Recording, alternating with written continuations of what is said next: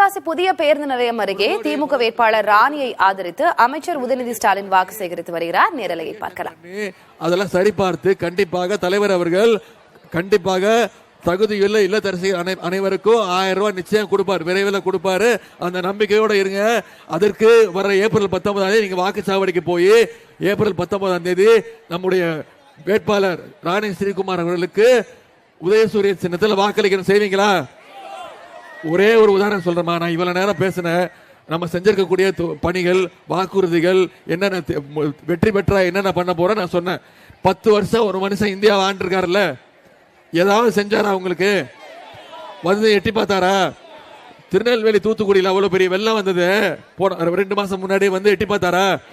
இழப்பீடு தொகை கொடுத்தாரா? இது கோவிட் அப்போ வந்து எட்டி பார்த்தாரா?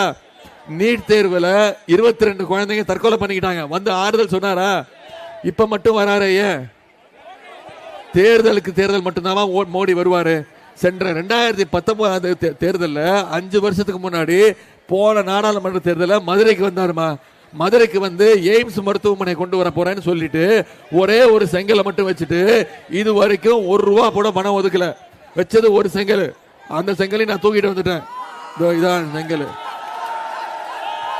இதுதாமா திரு மோடி அவர்களும் திரு பாததாங்கி பழனிசாமியும் மதுரையில வச்ச எய்ம்ஸ் மருத்துவமனையோட கல்லு, கல்லு, ஒத்த கல்லு. அதே நான் புடுங்கிட்டு வந்துட்டேன். இப்ப கல்ல காலம் தேடிட்டு இருக்கேன். நான் சொல்லிட்டேன், நீ மருத்துவமனை கட்டு, நான் கல்ல கொடுக்குறேன்னு. இதுல கொடுமை என்னன்னா, 2019 அடிக்கல் நாட்டது நம்ம தமிழ்நாட்டில்.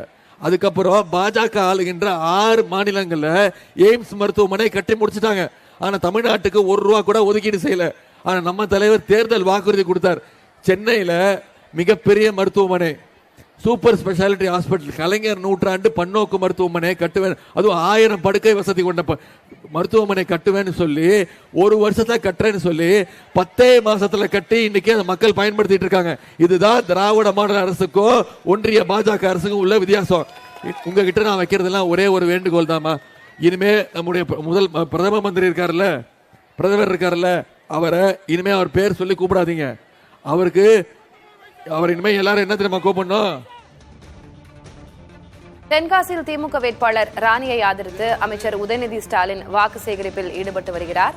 மத்திய அரசையும் பிரதமர் நரேந்திர மோடியையும் விமர்சித்து அவர் பல்வேறு விஷயங்களை பட்டியலிட்டு மக்களிடம் கூறியிருக்கிறார். விவரங்களை பின்வரும் செய்திகளில் பார்க்கலாம்.